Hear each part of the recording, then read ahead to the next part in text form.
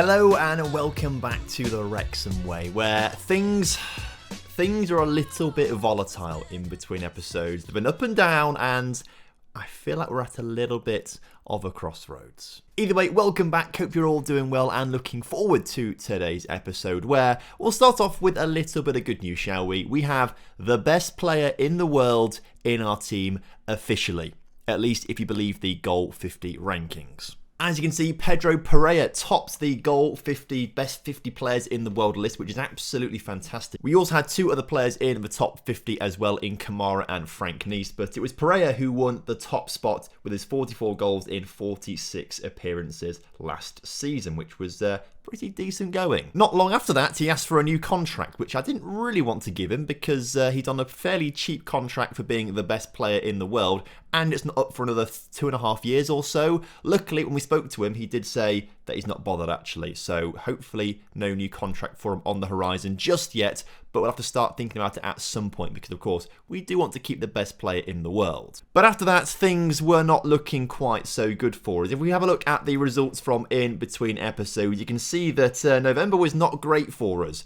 Obviously, you were last here for that 5-1 loss to Man City, and things did not get better against Liverpool. A 2-1 loss there with Dest being sent off, and then scored in the 92nd minute to win the game, which was rather frustrating. Champions League seems okay. A 7-2 win against Athletic Bilbao there. Really good to see Pereira getting a hat-trick before we then ended up losing 3-2 to Chelsea in a game that really we should not have lost. Match stats, 23 shots to their 13 shots, 9 on target to their 5, a 2.76 XG to their 1.58 XG. Not the greatest of results for us there, but we live and learn. We had a closer game against top of the table at the time, I think they were at the time at least, Leicester City. Balestra sent off in the 63rd minute for 2 yellow cards, and we just about rescued a draw in that game, which wasn't the worst thing in the world.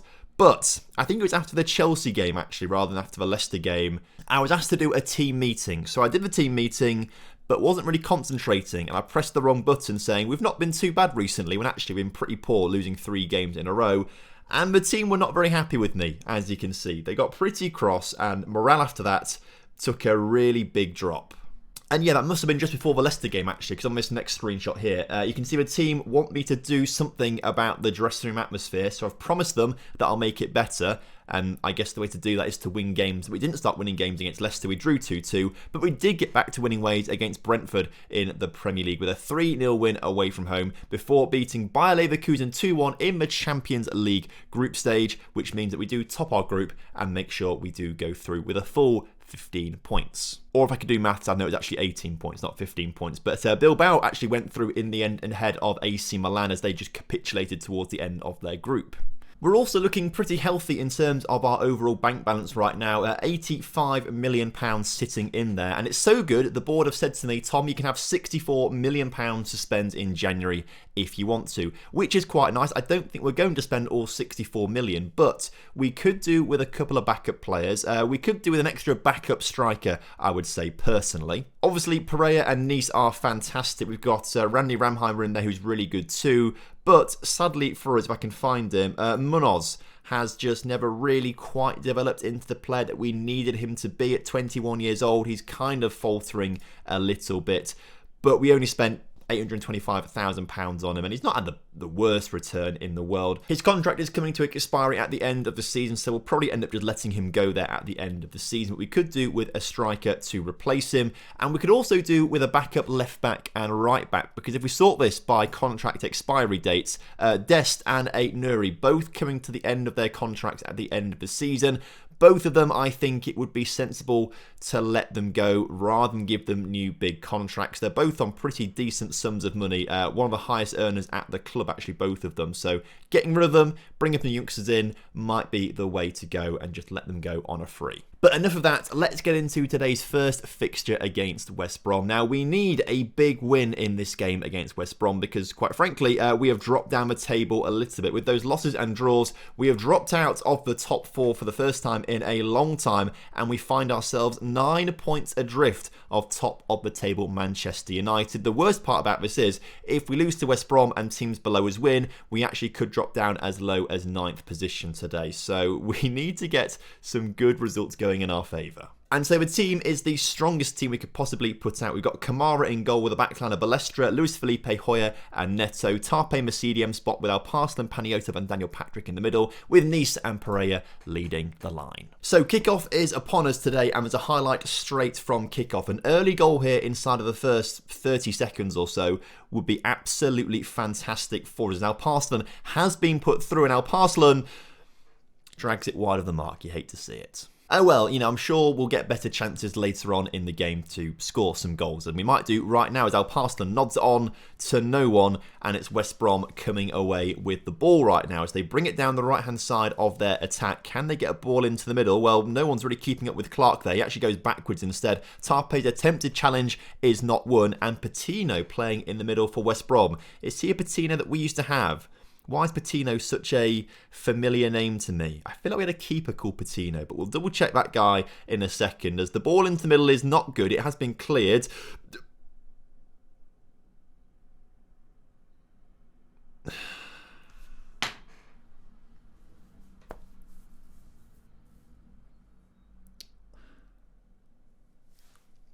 I'm not entirely sure how I would commentate on this. I mean, I'm still not quite sure what's happened after watching it again. And the guy playing for West Brom is Charlie Patino, who we've not had in the past. I don't know why maybe we tried to sign him? I swear we had a Patino at some point, but I can't really remember. So, either way, we don't know if that's our Patino. It's not our Patino. If we even had a Patino, we don't know.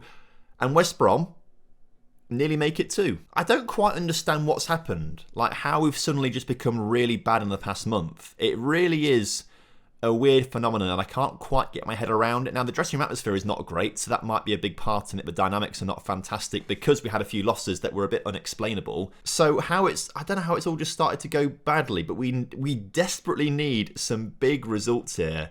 Otherwise, things are not going to be great for us, as Alparslan again missing a golden opportunity. It's all going wrong here today. It's all going wrong, and luckily we've got a lot of time to work this out before we get into the Champions League knockout stage. Now, the draw for the first knockout round is actually, I think, in between this game and the Man United game. How is Nice not scored there? We need to get a goal here before half-time, otherwise things are going to go terribly for us in the second half, I feel, as Tarpe gets it out to Hoyer. Hoyer into Neto. Neto can't keep hold of possession, and Falco comes forward for West Brom. Ball into Major, the goal scorer. He gets the ball to the edge of the penalty area, turns easily, gets it into Patino, back to Major, and they just play it around nicely on the edge of the penalty area. It has been cleared, and actually Frank Nice does come away with the ball right now, just inside our own half, but we need to get bodies forward quickly. Pereira, the best player in the world, is through, and that's all he can do. We're going to go a bit more attacking. I'm going to shout encourage to them. I'm going to try and really G them up here, as we just can't score from that corner. We need a goal before half-time. We need a goal before half-time, otherwise things are not going to go well for us. As it stands right now, we are going to be 11 points behind Man City. 11 points behind Man City at the top of the table as things stand right now. Thrash the arms. You've been terrible so far. Sort it out. I cannot explain this. Why? I really don't know. I really don't know. Let's just see how this game unfolds for the next 10 minutes or so. There's not really been a great reaction at the start of this second half, and it's got even worse as Luis Felipe gives away a penalty. So checking the VAR right now, it has been given, as you would have thought. Can Kamara make up for his mistake earlier on and actually save this one? As Urban steps up, Kamara can't save it. Wrexham 2, West Brom nil. Sorry, I'm getting ahead of myself. I'm used to saying we're winning. Wrexham 0, West Brom 2. Right, so, I mean, at this stage, Balestra, we're gung-ho at this stage. We've got to go for it. So let's put everyone onto attack, basically. In fact, we may even take Tarpe off the pitch, actually. Who's the best attacking midfielder that we have right now? Apparently Paniotov. Let's do that then. And make you, I mean, I guess even a shadow striker on attack, right? Just have 3 strikers, essentially. Tarpe will bring you off for Asper, because you can play better in there. Let's try that one out, shall we? And who's not played very well at all today? Well, Balestra's one of them, but we can't really bring him off. Vasco Sousa. Let's bring you on for Daniel Patrick. And they're the two changes that we'll make right now, I think. Tempted to bring Jez Finley on shortly, but we need to shout demands more. But we're just not doing anything. I don't understand this. I mean, I could understand maybe not beating Man United or Man City, teams that are right up there, the top teams. But West Brom are a mid-table team. I think they're 10th or 11th going into this game. And if they make it 3 right now, which they nearly did, to be fair, that could have been very worrying for us. This is a disaster. This is an absolute disaster right now. Al Parsons going to come off. We will bring onto the pitch Jez Finley. I mean, we're already on virtually full frontal attack right now. Shoot on sight, I should say, at this stage. Let's really go for it. We're just not creating anything. West Brom have successfully nullified us quite well, but we are just absolutely atrocious here today. And things are not going great. I don't quite know how to fix this. Luckily, we've got time until the Champions League knockout stages to get this fixed. But I am concerned and conflicted and worried. We've not really seen a great highlight for us at all. I mean, what Pereira and Nice have done today, I do not know. Al Parsons, the man who's had the most shots on highlights for us, and they were both terrible. I'm at a loss for words here. I didn't mean to press that button. I meant to press shout. I'm going to just press demand more once more just to see if it's going to, get us 2 goals in added time here to just try and do something as Balestra can't win it. And then West Brom can come away with it at the back. Jez Finley with a great challenge there. And Pereira puts that one in the back of the net for a consolation goal at least. We've got 2 minutes to pick up a point here now. 2 minutes to pick up a point. But I've just shouted demand more. We've made all our changes and there's not enough time. That's not good enough. And now our next game is against top of the table Man United, who are 12 points ahead of us. We have to win. Okay, so I'm gonna rest everyone. Great suspensions for Hoyer and Tarpe as well, which is fantastic. You hate to see it. Training rest 2 days for everyone. Let's get them fully fit for this United game. As Tarpe and Hoyer suspended. I'm concerned because there's not a huge amount of time to sort this all out. I mean, we'll find out in a minute who we get to face off against in the Champions League, but this is not the form of a Champions League winning team. Based on what we're seeing right now, we should be nowhere near a Champions League final. But here's the draw. Here's the draw. Of course, we are a first-seeded team, which does mean that we're going to face one of Celtic, Juventus, Porto, Madrid, Leipzig, Lille and Hoffenheim. That makes me happy because I feel like we actually could probably get past any one of those teams. Maybe not Madrid because they are quite decent, but all those other teams I'm pretty sure we could beat. So watch us now get Madrid and get knocked out. So Juventus, PSG, Bilbao. I don't think we can get Bilbao because they're in our group. We can't, or we haven't been drawn against them either way. They get Liverpool, Porto, Wrexham. Okay, that's a nice draw for us. That's a nice draw. I can get behind Porto. I feel like that's a very winnable game. So that gets played on the 15th of February. So we've got 2 months. 2 months to sort this mess out. Let's start the turnaround now. Let's start the turnaround now against Man United. So Hoyer and Tarpe are both out. So let's bring Sal Martinez back on the pitch and we'll bring... why not Arian B on, actually? Let's bring him on the pitch instead. Bring Stan onto the bench. The rest of the team can stay the same, although I don't know why I'm keeping it the same because they didn't do very well last time out. Manchester United in superb form. Wrexham in absolute free fall right now. And if we lose today and teams behind us win, we actually could drop down to 10th in the table. West Brom could go ahead of us here today. And we're not far off the halfway point of the season as well. 17 games played, including this one right now. So I can't really see us winning a Premier League title this season. I can't see us winning 3 in a row. It's nice that we've got 2, but I cannot see a third on the cards right now for us. If there is, it's going to take the comeback of comebacks, and it's going to take other teams around us just doing absolutely terribly. But I cannot see a situation where we are winning a Premier League title this season. As Frank Nice scores, but I think he was offside when Panayotov played the ball through. So let's not get too excited. I do think he was pretty much offside there. What does the VAR say, though? That's the definitive answer. And that does say goal disallowed, as I thought. He was on the side, but I think Panayotov took his time to make the pass and turn. And then, well, actually, it was quite offside before he even made the turn, I think, to be fair. But the main point is, we're not losing yet. We're not losing yet. That makes you quite happy. We're 32 minutes into a game and we're not yet losing. So I feel like there are some positives to bring out of this, as Daniel Patrick on the ball turns into Paniotov, who plays the ball over the halfway line into the best player in the world, Pereira. Remember that. We have the best player in the world, Pereira, as he can't pick the ball up, but Paniotov shoots from distance and puts it over the bar. Would have been better maybe playing a through ball through to Pereira to take the shot on himself, but these things happen every now and again. Decision making, maybe not the best in this team right now. But I tell you what, 0-0 at half time to Man United in our current form is a bloody positive result for us right now. If we can hold on to this 0-0 for the rest of the game, I'd absolutely take that hands down, as Patrick's cross is met by Pereira's head down to Balestra on the edge of the area. His shot well over the bar. And we're not going to be scoring goals like that. But a few moments later, a highlight from a Manchester United goal kick as they bring it out from the back. As Baku now, down the right-hand side, is stopped by Balestra. But the ball in towards the strikers has been cut out. Price is put through. Kamara forced to make a very good save. I'm worried. I am worried, Things are not going fantastically.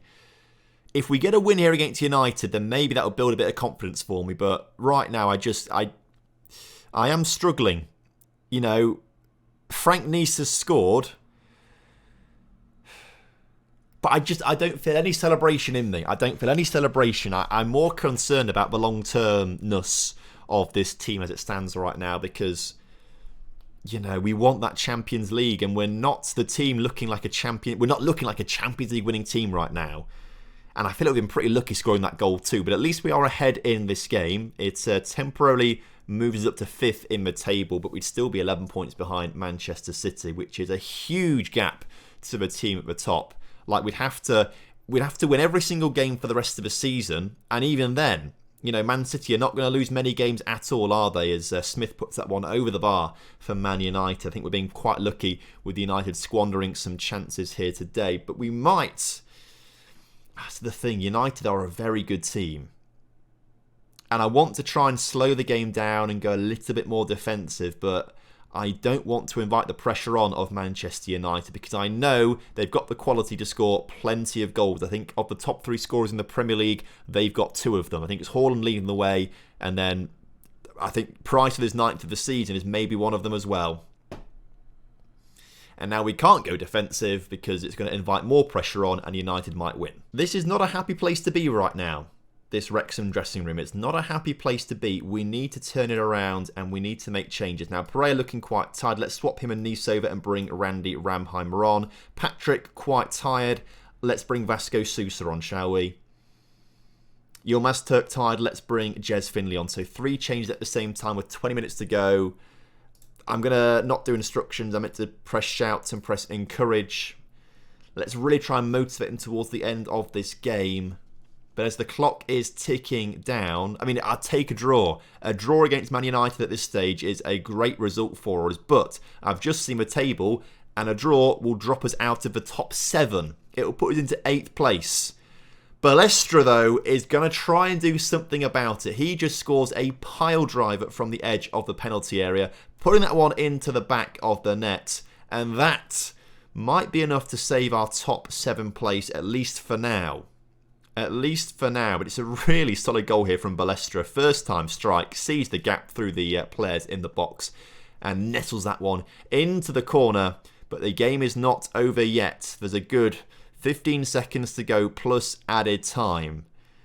Are we going to be able to hold on, or will United grab a draw from the jaws of defeat? As Rashford's through, of course they do. Okay, well that draw then is going to put us down to 8th in the table.